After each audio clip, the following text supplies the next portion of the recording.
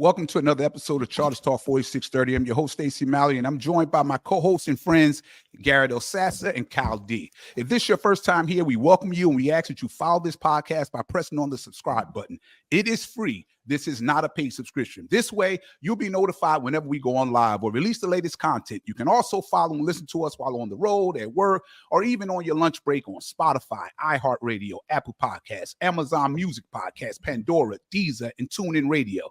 You can also check out stormcloud.blog, which is run by our very own Kyle D, covering different Charger topics. We are bringing you today's podcast live on YouTube, X, formerly known as Twitter, and now we're also live on Instagram.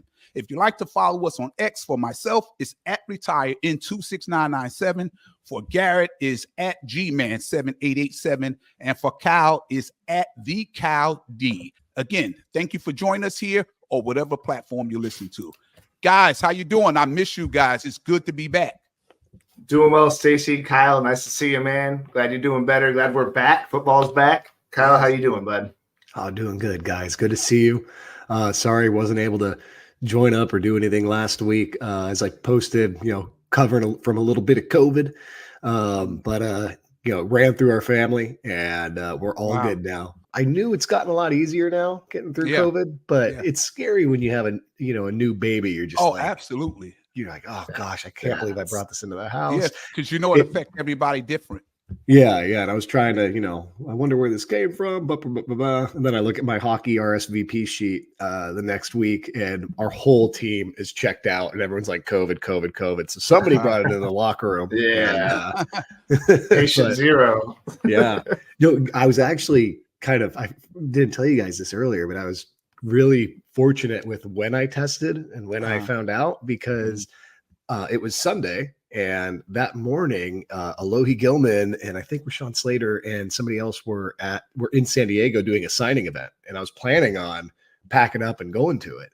Okay. But when I woke up and felt a little scratchy, I tested and rang it red. I found out I had COVID. So I'm glad that since I have the baby and, didn't want to be extra safe, that I tested, didn't go down there and risk giving it to some of our boys, because that would have stunk, especially with Alohi having a little one. I'm glad all is well, man. That COVID is still around. So, it's not the same as it was before. I don't know if the vaccination shots or whatever had something to do with it. And it seems like it's just like a common cold now. I'm glad you guys doing good. Kyle, I'm glad that, you, the wife, and your beautiful daughter is doing well, and you're back up and running now. So let's get into this thing, man. I'm really excited about a lot, man. And I know I've been on mini vacation. I got to take care of a few things, but everybody's back in training camp, and now it's that time of the year again. And I'm excited about that. You got tonight's Hall of Fame game between the Houston Texans and Chicago Bears, and that should be a lot of fun to watch these young players. You got in the AFC West, the Chiefs trying to make history, become the first team to win 3 straight Super Bowls. You got Antonio Pierce, now official head coach with the Raiders. There's a new quarterback in Denver, and of course, Jim Harbaugh now with our Los Angeles Chargers, trying to continue his winning ways as he's done everywhere he's been. I mean, we got 7 new coaches, 5 rookie quarterbacks who went in the first round. Of course, we got new quarterbacks with different teams, right? We got Kirk Cousins in Atlanta, Russell Wilson and Justin Fields in Pittsburgh. And I'm even going to throw in Aaron Rodgers with the Jets, because, he only played 4 snaps last year. So it should be very interesting to see if he can stay healthy and see what he can do with that offense in New York. But as you know, Garrett and Kyle, for the viewers out there, whether you're a Chargers fan or not, there are so many reasons why we should all be excited to know that the National Football League is finally back. Stacey got a couple weeks off, man, and he is fired up to be here. He is. When I say I'm about to run through a wall right now, like I am ready to go. Like that got me so hyped. Yeah, man, it's good, man. I like it. What you guys think, man? What are you excited about? Go ahead, Kyle. It's kind of fun. The Hall of Fame game's normally kind of a little bit of a doozy, since, it's like a preseason game, and, it's a lot of times just everyone working out some kinks with their younger players. But I'm excited to see, the Bears with Caleb Williams and that young core that they've got around him. It'll be surprising if they don't play a decent amount of their starters, in my mind, just to give him a chance to get some rhythm with them. I'd even have Keenan Allen out there for, 2 drives at least, if I was the head coach over there. So I don't know. It'll be cool to see that, because I'm kind of fired up, if you're a fantasy football nerd, over what could be going on in that team. And then see if Stroud can continue the momentum that he started from building from last year and build on a great rookie campaign, or if he goes through a little bit of a sophomore slump. I'm cool for all the storylines there. So exciting stuff there on that front. What about you, Garrett? Yeah, this is where it starts for me. Like, I think that I actually think that I saw something that Caleb Williams might not play tonight. I think that Really? because he's the like their surefire starter or whatever. So it's like I don't agree with that at all. I think that he should play, but they're not. I think I saw something on X yesterday that he's not going to play, and it's their backup. His name escapes my mind. I don't know who it is. Yeah, so it's kind of a bummer, because I was very, very excited about it. But the Caleb Williams storyline is going to be something awesome to watch unfold anyway. As a USC fan, I have my thoughts about him. And, it's on the field antics kind of thing. The painting the nails, fine, whatever. I don't care about that. It's just I think that he will grow a lot as a leader, which is very much needed, if I can say that politely. Yeah. But DJ Moore just got paid. And it wasn't even like top dollar. It's not news because he wasn't breaking the bank, but he's a solid receiver. Like you said, CJ Stroud over there, Nico Collins, Tank Dell. Like, watching these storylines from these two teams unfold is going to be really exciting. Well, let me throw this at you guys. Since all the teams now report the training camp, and everybody is now in having padded practices, and there's no more playing around and titty bumping anymore. It's time for the popping of the pads. And we start to see how all the teaching and training transitions to real action. But some big names have already went down with injuries, in particular Coach edge rusher Samson Ebukam. And he's out for the season after tearing his Achilles, I believe it was. So what's the chances, guys, that you see the veterans on this Chargers team sit during preseason games? Or do they play considering all the changes from upstairs all the way down from the coaches to the players? Okay, yeah, I think it's going to be a mixed bag. I think that the proven veterans are probably going to get their time off as the preseason is slowly turning into that. The rookies are going to get a lot of time. Kamani Vidal is going to get a lot of time. So there's a lot of players I'm excited about. But in terms of the veterans, Derwin James, Justin Herbert, your Khalil Mack, your Joey Bosa's, I'd be maybe a series, maybe two. That's just what I'm guessing. They have like the dress rehearsal game, which is now week 2, I think, because there's only 3 weeks of preseason. And the third week will be for all the roster bubble guys to play and the depth guys to get some chances to shine and really earn that roster spot. It's interesting because Jim Harbaugh preaches less is never more. Right. So I'm not anticipating him to give as much rest to his vets as Staley did. But Staley was also kind of on the far end of that scale, I think.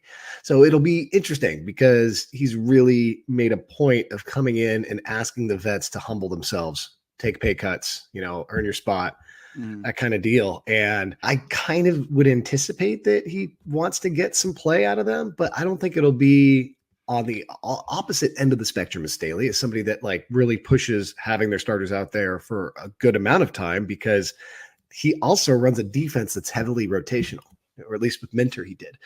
So they do need to get all of our fringe roster pieces a lot of reps in the system, because they cycle through everybody, man, with different formations, rotation heavy, get fresh bodies in there. So this team will run by how well some of our back end roster players play. So we do want to get them a lot of work, a lot of practice. So we'll see. I don't know if they're going to play or not. I would think Harbaugh will want to play these guys a little, at least for like Garrett said, maybe 2 or 3 series, because it's a whole new different coaching staff. It's an entire different offense. It's entire different defense. And the only way those guys are going to get a lot better at it is to get those reps in. So if you're a Chicago Bears fan, I wouldn't be too thrilled about Caleb Williams sitting and those guys. I mean, it's a lot that's going to be on his plate this season, and he have a lot of proven players on there. So after what CJ Stroud did in his rookie year, the expectations is very high for him, and he need to get those reps. I'm kind of shocked that we're not going to see him that first game. But I was watching something with Aaron Rodgers, and it was interesting take. Him and Garrett Wilson went at it really heavy for 2 minutes in the middle of the field. I don't know if you guys saw that. And then afterwards, I think, of course, they downplayed it, but the coach said, speaking of what we were talking about earlier, the coach said that Aaron wasn't going to play at all the first 2 games. And Aaron barked back at that. And he said, listen, we didn't have a conversation about that. And that I'm aware of, I'm going to play. I only played 4 snaps last season. So we have a little bit of drama going on with the Jets and Aaron Rodgers already. What you guys think about that? I think the training camp is a long day. You know, we see the practice, but they're there in the classrooms, they're doing meetings, they're doing whatever. So it's mentally and physically exhausting. And I think at some point, it just things come to a head, tensions come out.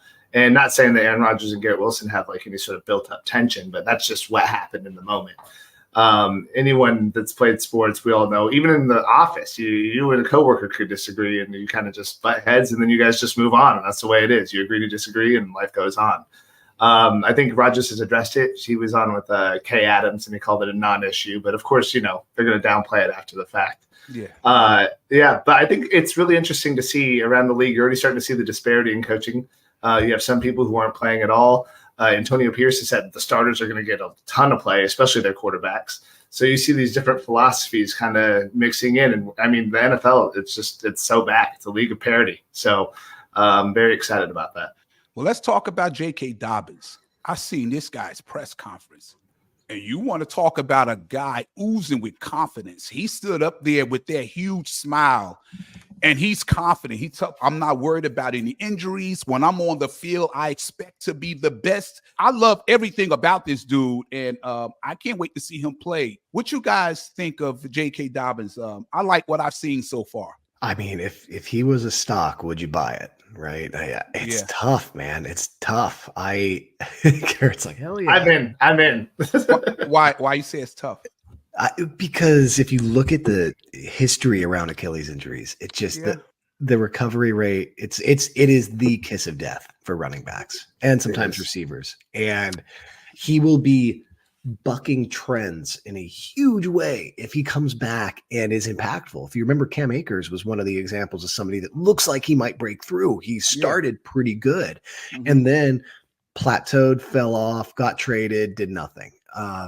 Do I think that's what's going to happen to JK? I certainly don't want to put that on him at all. No. But you know, it makes, and you've been bringing it up, Stacey, quite a bit. Just your concern about, you know, injuries and what they could do. Yeah. I think that's probably our area where we need to keep our expectations just in check with our running back room. And it will affect the season because we need this offense to kind of flow through the running game a little bit. Absolutely. But do we have enough bodies in there to make it happen? I think really step up in a big way this season for us. He might, you don't want to call a guy of that size in his rookie year a workhorse back, but he could be an every down back for us sooner than we think. So it'll be very interesting to see if both JK and Gus are able to keep it together, how many games they will be healthy combined, because we might be going into our running back depth a little bit this season. And you see it with the Ravens. The Ravens. They always have guys pop off from out of nowhere that they drafted in the 4th, 5th, 6th round. So was it Keaton Mitchell last year? Man. Yeah, he had the highest crazy. explosive rating for a bit. That guy was like making everybody miss. So that's what I'm hoping for out of our guy Kamani. I mean, I get it, and you're 100% correct. You know, those guys got to stay healthy. The reason why they came on 1-year cheap deals is because of the injury history they have. Even though Gus Edwards is coming off a good year, he had 13 touchdowns, which was good. But there's another guy that we haven't gave any attention to in that running back room, and I'm hearing a whole lot of good things about him, Jaret Patterson. Did you hear Jaret Patterson in camp? I mean, he had a couple of really good angry runs where he was shedding blockers, running over people in the red zone. I think they were from the 8-yard line, and he broke a couple of tackles and got the end zone, and Harbaugh ran onto the field and gave him a high five. Is this somebody we've been overlooking in Jaret? You know what? And to what Kyle was just saying, because the Ravens have that mentality of just finding backs late in the draft. I mean, he could very well. It's kind of a crowded running back room right now. It is. But, you know, especially with our fullback situation, which I know we'll talk about. Running back room being as full as it is, I just hope. I mean, he practiced squad stash, and if he, like Kyle just said, if we have to go into the depths of our running back room, then obviously he's going to get a chance because he is favored by the coaches quite a bit. Yeah. And they've shown they can pick up, you know, Ortiz and the Ravens. If you have a great system in place, of course, we want a workhorse stud running back that, can really make a difference. But if you have that great of a running scheme and offensive line up front and are keeping them honest with a strong passing game, Ravens have been really good at just plugging and playing and keeping that running game moving with whoever they can. So I'd actually trust that we could, if we were in trouble. You see that same philosophy. Yeah. We could see some cut addition, once we trim down to 53. We could see a bunch of things. So it's nothing that's like alarming. But yeah, Patterson, there was a lot of talk that he was, rolling out with the starters at times, taking starting reps. And it's interesting. It looks like that would indicate to me that the Spiller experience is almost all but done. Yeah, it looks that way to me too. It does. Yeah. It does. It looks that way to me too. DJ Chark has been off the charts, with those bombs he's been catching, and we finally have receivers that got speed. And how about your boy Garrett, Brendan Rice? Impressive. There you go. How about that? Yo, I'm not even lying to y'all. I want to see if I can pull it up on my phone. I bought his jersey this morning. I'm showing my level of commitment. Wow. It is right here, 82. Okay. It is bought. Okay. That is my receipt. I am doubling down on everything I said about him. This man, and he is turning heads all over the place now. Like, it's not a secret anymore. It's not a secret. I loved him at USC. And I just, after the 4th, 5th round, I was like, all right, he's going to go to any team, whatever. And then we get him right before Cornelius Johnson. And I was ecstatic. And I'm just so happy he's with us. Like, he's going to be, I don't want to wish a demise on anybody, but if somebody were to fall back a little bit, I'm not putting names out there, but if somebody were to fall down, he's going to be the guy who is going to be next in line to jump up. And I hope that hopefully we get to see it next year. That means our receiver room is great and he kind of just sits in the depths a little bit. But if he were to show out this year, I mean, Keenan Allen, he was behind Malcolm Floyd. Malcolm Floyd goes down, Keenan Allen comes in, runner up for Rookie of the Year. Not saying he's Keenan Allen, but I understand. Things happen. I understand. I think one of the things I said when you guys had me on for a bit when I was out, Ladd McConkey's looking like that dude. I'm going to say it now. He's looking like he's that dude. Yeah. A lot of targets. Yes. Sure. Yes. And he made some unbelievable catches too. One other thing that was really interesting, that battle between Alts and Bosa. Wow. He's going to make Alts better. I mean, he folded Alts up a couple of times. Like Bosa, I forgot how strong Bosa is. I mean, one bull rush. I mean, Justin threw a touchdown, so he held up long enough. But I mean, he picked him up, man, 350 pounds, and he threw him backwards, man. I forgot. If Bosa could stay healthy, man, I forgot how strong this dude really is. We take it for granted because he's been on the team for so long and he's been frustrating with his injuries, right? And I've been somebody leading the way on that. 2 years ago, I said, this is our time to kind of decide if we really want to keep Bosa or we can still trade him and get peak value.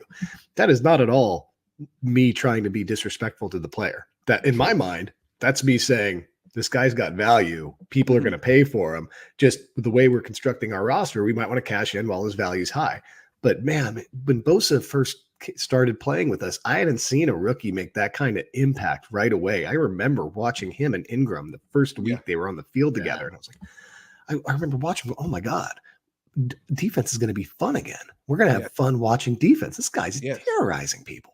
Yes. So man, if we get that he out looks of him like this that. year, yeah, I mean, and he can be that as long as he's healthy. So that's all we got to wish for is that the health holds up.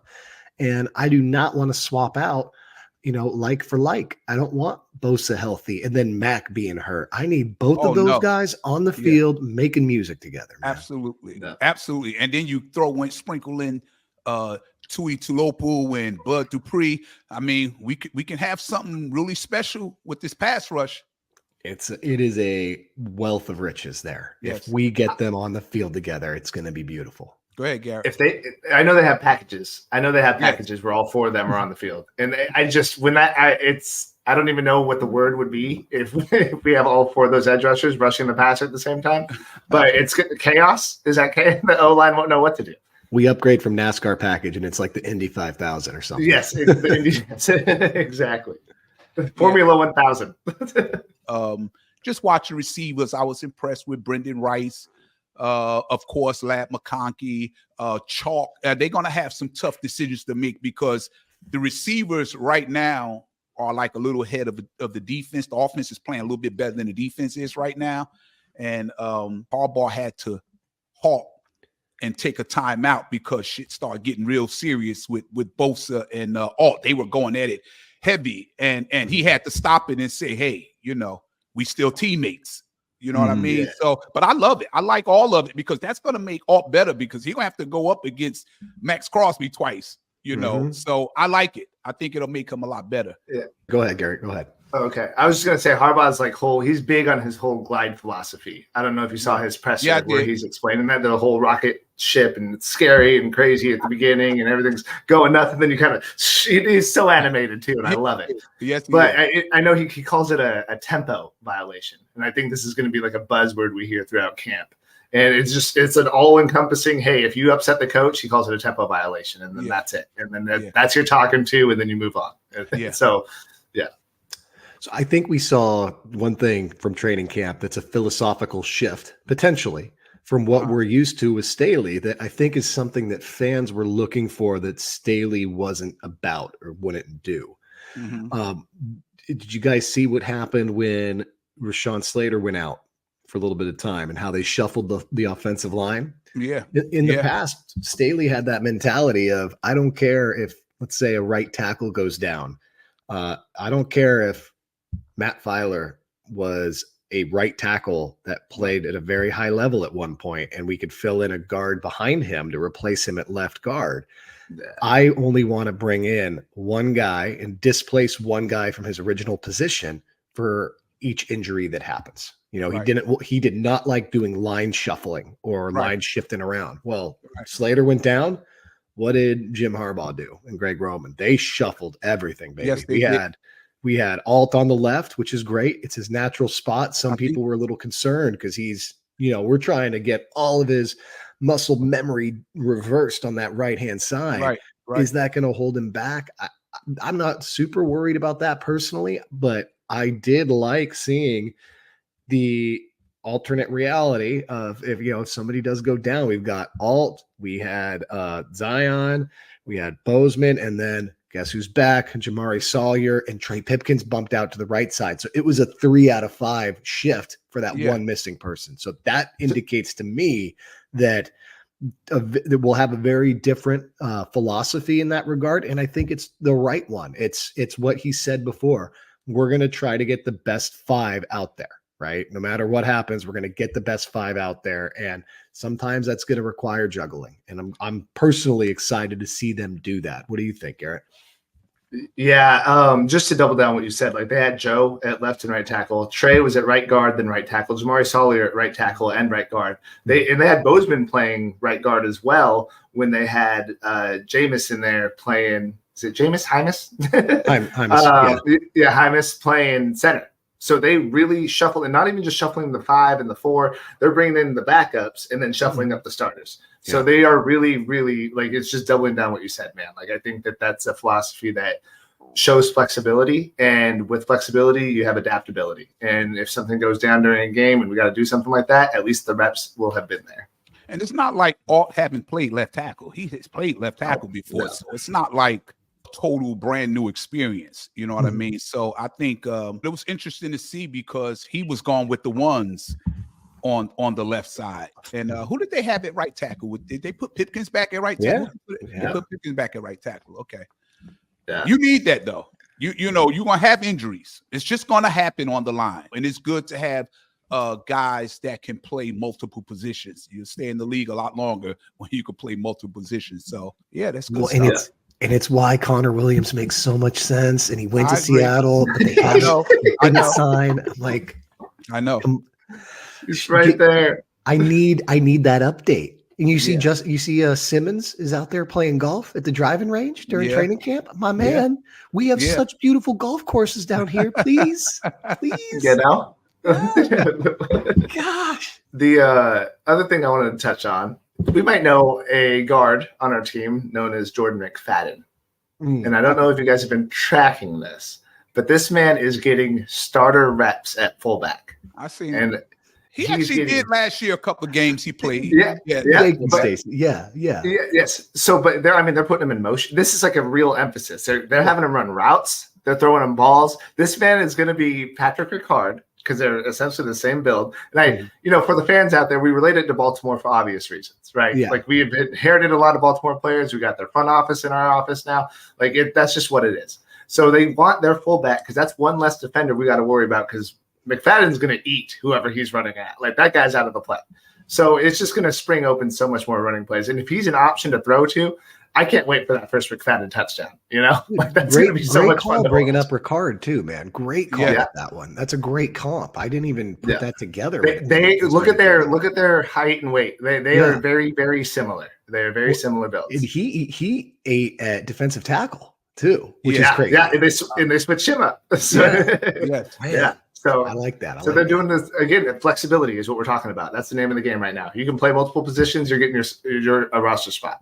And then with the line, you got to expect the unexpected with Greg Roman. You're going to see things that the Chargers have never seen before in terms of different schemes and different runs. I mean, you've seen Justin Herbert do a couple of sweeps, and you're going to see Justin Herbert. I'm not saying of course, he's not Lamar Jackson, but he's going to be utilized a lot more, and he should be. He bring another concern for defenses that you have to prepare for, because if there's open field and nobody is open, I mean, he's not Lamar Jackson. I mean, but he can hurt you. He can take off and make you. Remember that game against the Pittsburgh Steelers? I think he had almost 100 yards in that game rushing against the Pittsburgh Steelers.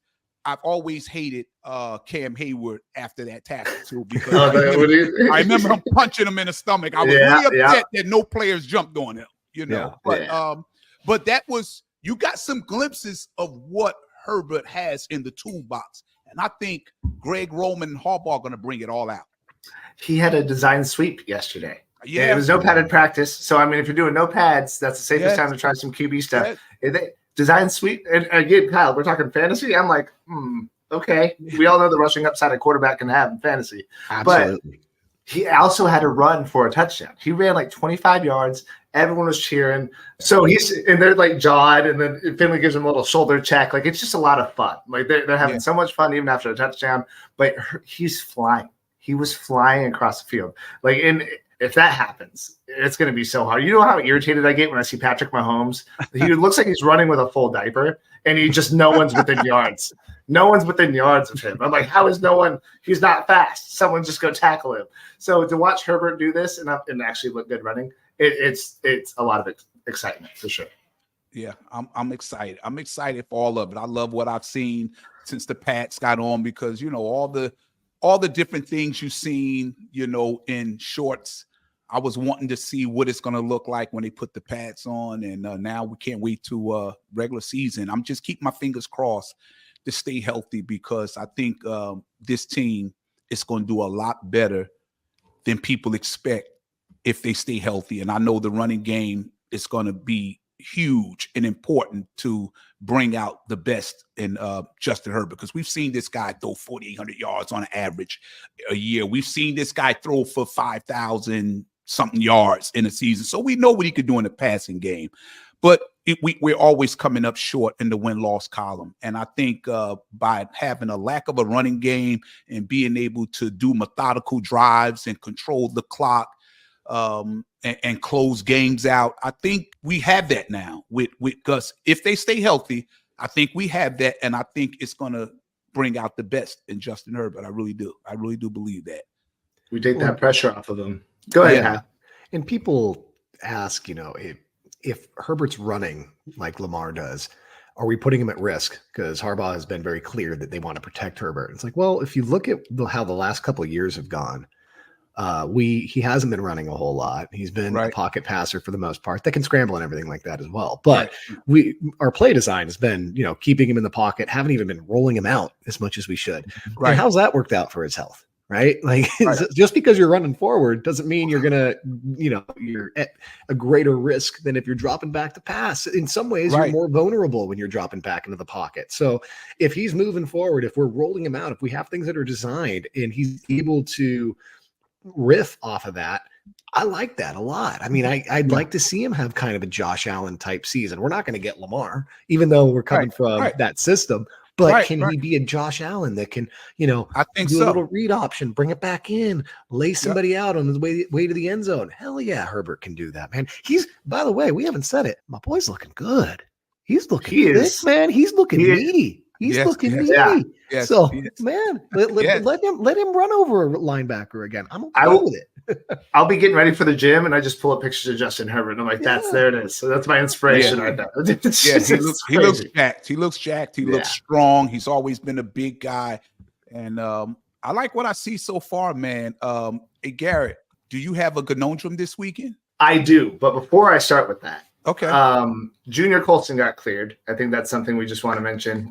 He's back. So, I think he's like a kind of a fan favorite. Everyone's really excited about him from the Michigan system and Harbaugh. So that happened. And Cameron Dicker has not missed a kick all training camp. Last update we got, he was 20 for 20. So he's got 20/20 vision on the field right now. Like that's good. Remember, we went 5 years in a row.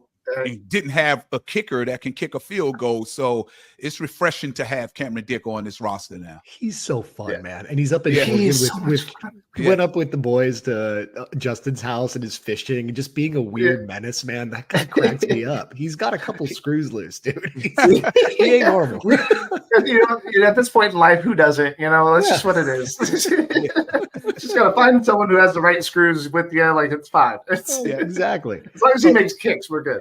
And hey, before we do the conundrum, I feel like we gotta throw out a shout out. I briefly mentioned it, but Jim Harbaugh brought it up at training camp. Alohi Gilman was reported, that he had a personal 100%. Day. But Alohi Gilman has, with his wife, they've had their first child. It's a baby girl.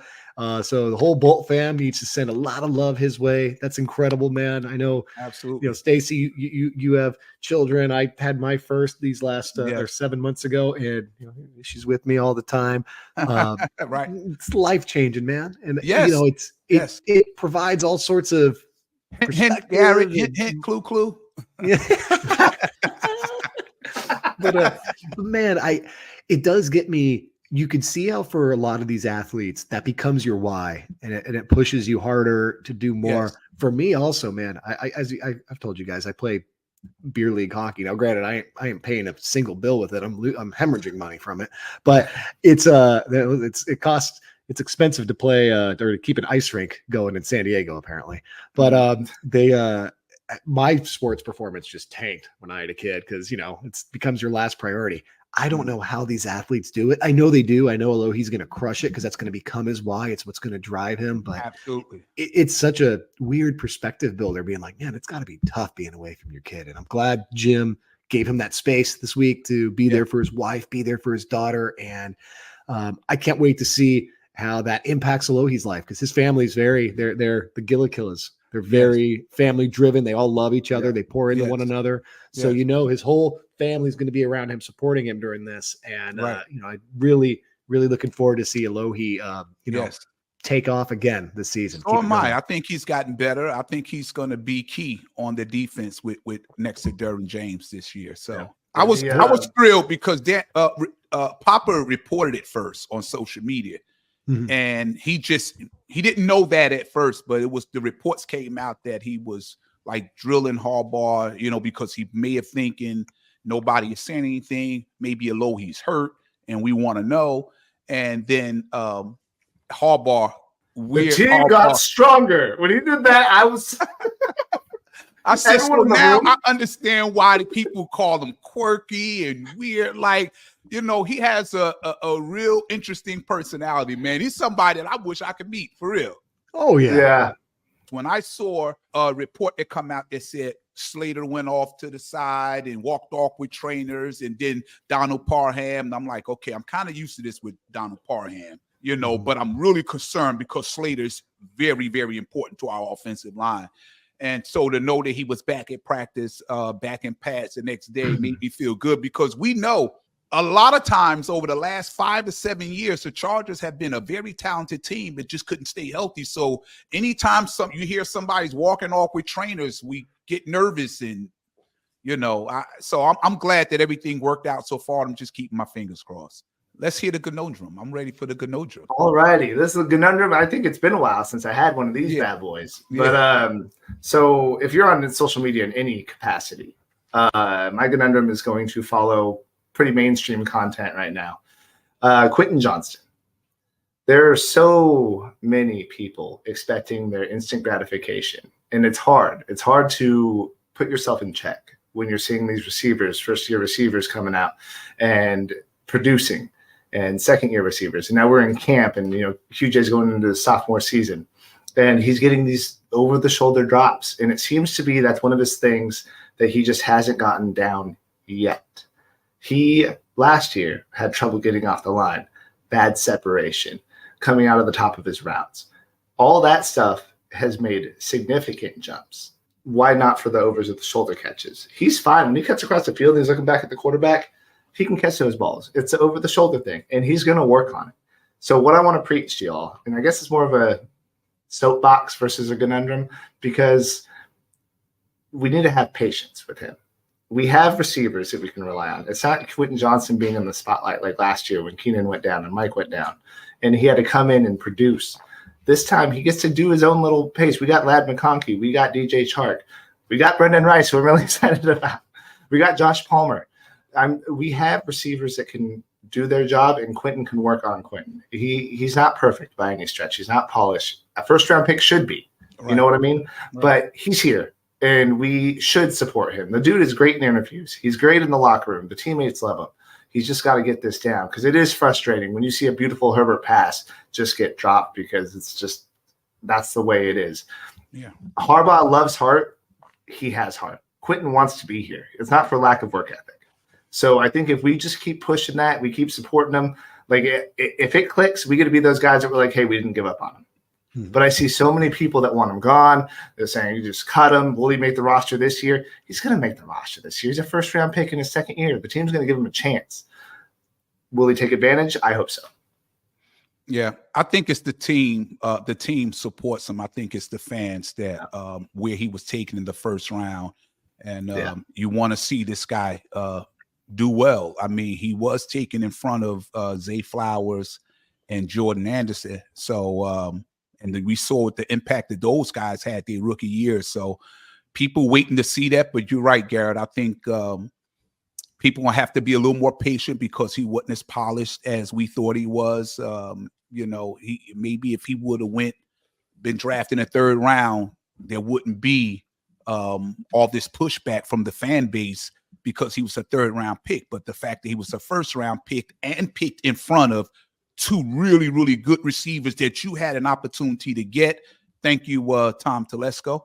But I think that's why people are so impatient. But you're right. I think we have enough there that you can buy him at least one more year, because watching football for so long, when I've seen the receiver coach walking with Quentin in front of him and he just throwing balls over his head, it was kind of concerning for me, because I'm saying, like, if you're in school, let's say if you're in the 5th grade and everybody is, you got your lesson for the day and everybody is sitting at the table and they're doing their thing, but you have the one guy there that's struggling and he needs some one-on-one attention. And maybe he shouldn't be in that class on that level with these kids, because he needs special attention. It looks like Quentin needs that attention. He really does. And I think he's probably a fantastic guy. I think he's trying really, really hard, and he getting very frustrated because he feel that pressure. He know what the fan base saying. This guy, he's a young guy. He's on social media. He's on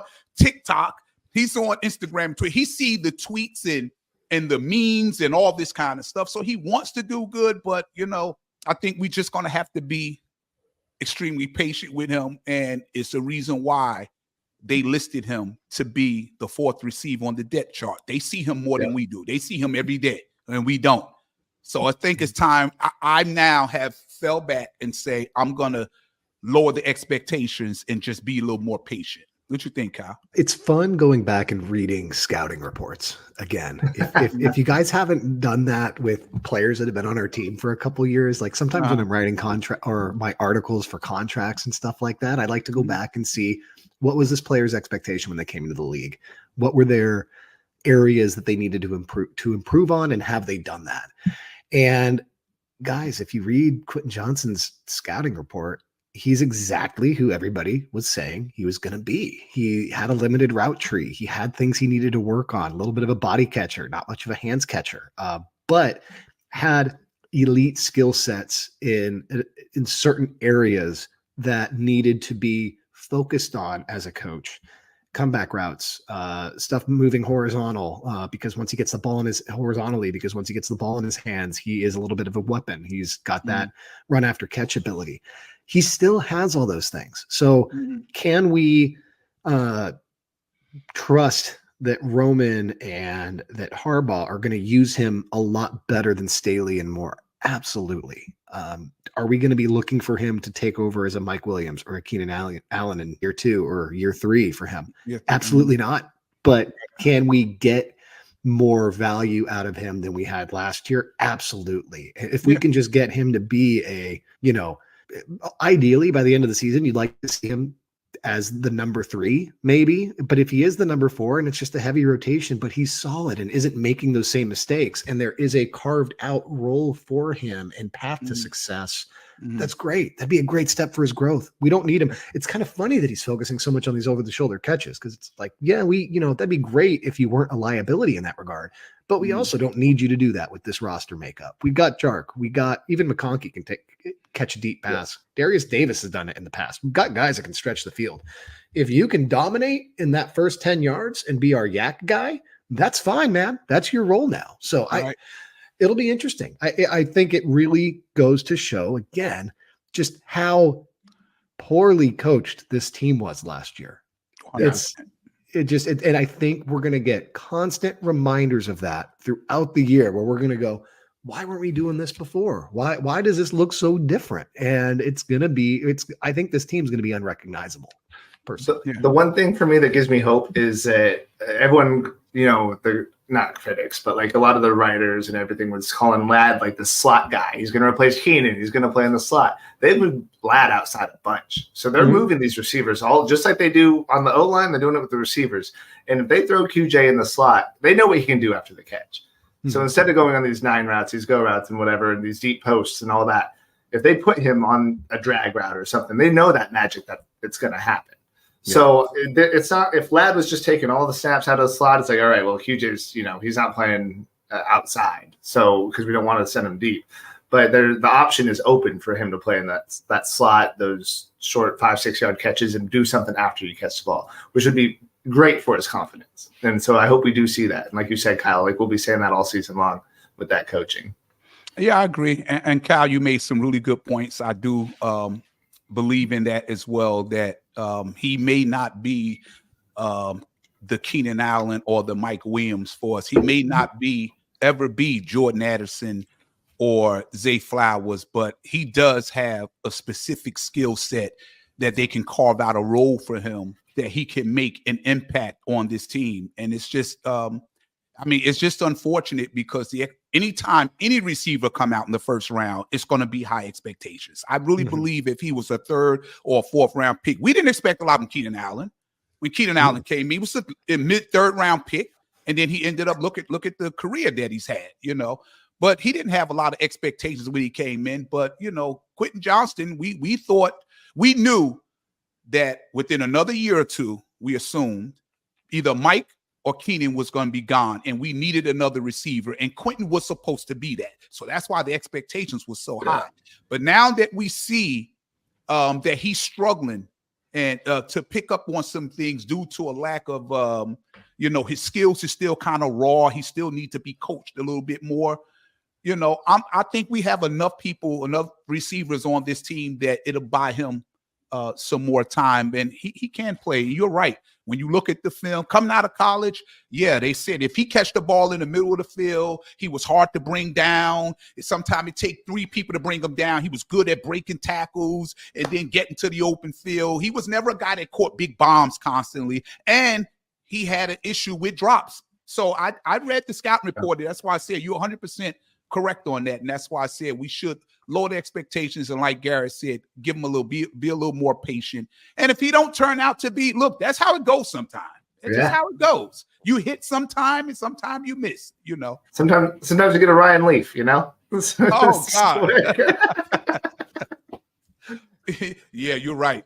Bring back Ryan Leaf was a disaster. I actually thought coming out with Washington State, I believe he was actually better than Peyton Manning. And in fact, they were saying the Colts wanted Ryan Leaf. But when Ryan Leaf showed up to work out with them and have interviews, he wanted to be in California. He came in with a Chargers hat on. It pissed him off right from the door.